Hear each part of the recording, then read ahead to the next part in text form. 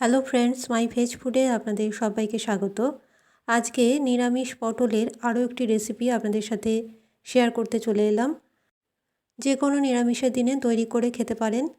এখানে নিয়েছি 6টা পটল, লবণ আর হলুদ মাখিয়ে রেখেছি। আর কড়াইতে সাদা তেল গরম করে পটলগুলো দিয়ে ভেজে নিচ্ছি। এখানে বলে রাখি, আমার চ্যানেলে সব রেসিপি সম্পূর্ণ নিরামিষ, পেঁয়াজ রসুন ছাড়া তৈরি করা হয়। আজকের রেসিপি দেখে ভালো লাগলে অবশ্যই চ্যানেলটি সাবস্ক্রাইব করে রাখুন। পাশে থাকা বেল আইকনটি প্রেস করে অল নোটিফিকেশন অন করে রাখবেন, কারণ যখনই আমি কোনো রেসিপি আপলোড করব আপনারা সেটা সঙ্গে সঙ্গে দেখতে পাবেন। একটা ঢাকা দিয়ে ঢেকে রাখলাম। গ্যাসের ফ্লেম মিডিয়ামে রেখে পটলগুলো একটু লালচে করে ভেজে নিয়েছি। ঢাকা দিয়ে 2-3 বার ঢাকা সরিয়ে পটলগুলো একটু লালচে করে ভেজে অন্য একটা পাত্রে আমি তুলে রাখছি। আর আজকের রেসিপি কিন্তু দুর্দান্ত, একবার বাড়িতে অবশ্যই বানিয়ে দেখবেন। পটল ভেজে অন্য একটা পাত্রে তুলে রেখেছি। এবার ওই তেলের মধ্যে দিয়ে দিলাম 1/2 চামচ গোটা জিরে, দিয়ে দিচ্ছি 2 বড় চামচ আদা বাটা দিয়ে এবার এর মধ্যে দিয়ে দিচ্ছি আগে থেকে সেদ্ধ করে রাখা আলু পটলের তরকারি তো খেয়েছেন অনেক, তবে আজকের রেসিপি একটু অন্যরকম। এর মধ্যেই দিয়ে দিচ্ছি আগে থেকে ভাপিয়ে রাখা টমেটো 2 মিনিট গরম জলে ভাপিয়ে নিয়েছি। এবার টমেটোর ওপরের যে খোসাটা থাকে সেটা ছাড়িয়ে নিয়ে আলুর মধ্যে দিয়ে দিলাম। আলু আর টমেটো খুব ভালো মতো কষিয়ে নিতে হবে গ্যাসের ফ্লেম মিডিয়ামে রেখে।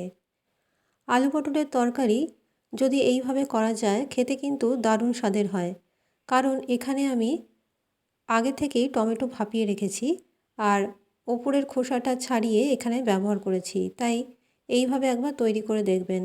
এর মধ্যে দিয়ে দিলাম 1/2 চামচ হলুদ গুঁড়ো, স্বাদ অনুযায়ী লবণ আর 1/2 চামচ লঙ্কার গুঁড়ো। এবার মশলা দিয়ে ভালো মতো কষিয়ে নিচ্ছি। আমার চ্যানেলে নতুন বন্ধু হয়ে থাকলে চ্যানেলটি সাবস্ক্রাইব করে রাখবার অনুরোধ রইল। আর যারা পুরনো বন্ধু তাদেরকে জানাই আমার অসংখ্য ধন্যবাদ।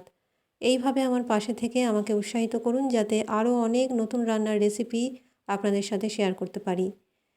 আলু আর টমেটো ভালো মতো কষানো হয়ে গেছে। এর মধ্যে দিয়ে দিচ্ছি আগে থেকে ভেজে রাখা পটল।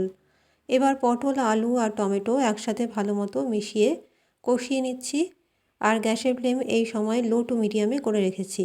এবার ভালো মতো কষানো হয়ে গেলে এর মধ্যে দিয়ে দেব পরিমাণ মতো জল। গরম ভাতের সাথে এই রেসিপি অনবদ্য লাগে খেতে। একবার বাড়িতে এইভাবে ট্রাই করে একদিন দেখুন, খেতে দারুণ হয়। এবার ভালো মতো নেড়েচেড়ে এর মধ্যে দিয়ে দিচ্ছি 1 থেকে 1.5 চামচ চিনি দিয়ে ভালো মতো নেড়েচেড়ে একটা ঢাকা দিয়ে ঢেকে রাখছি প্রায় 2 থেকে 3 মিনিটের মতো, গ্যাসের ফ্লেম মিডিয়ামে করে। 3 মিনিট হওয়ার পর ঢাকাটা সরালাম।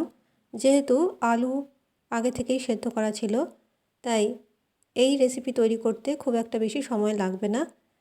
এবার এর মধ্যে দিয়ে দিচ্ছি 1/2 চামচ ভাজা মশলার রেসিপি আমার চ্যানেলে অলরেডি আছে, সেখান থেকে দেখে নিতে পারেন। আর দিয়ে দিচ্ছি কিছুটা পরিমাণে কসুরি মেথি।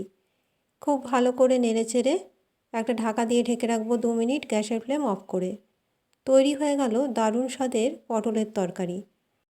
গরম ভাত বা রুটি পরোটার সাথেও এই রেসিপি দুর্দান্ত লাগে খেতে। একবার অবশ্যই বানিয়ে দেখুন। ভালো লাগলে একটা লাইক করতে ভুলবেন না, আর অবশ্যই শেয়ার করবেন রেসিপিটি। আজকের মতো আমার রেসিপি এখানেই শেষ করলাম। ভালো থাকবেন, সুস্থ থাকবেন। নমস্কার।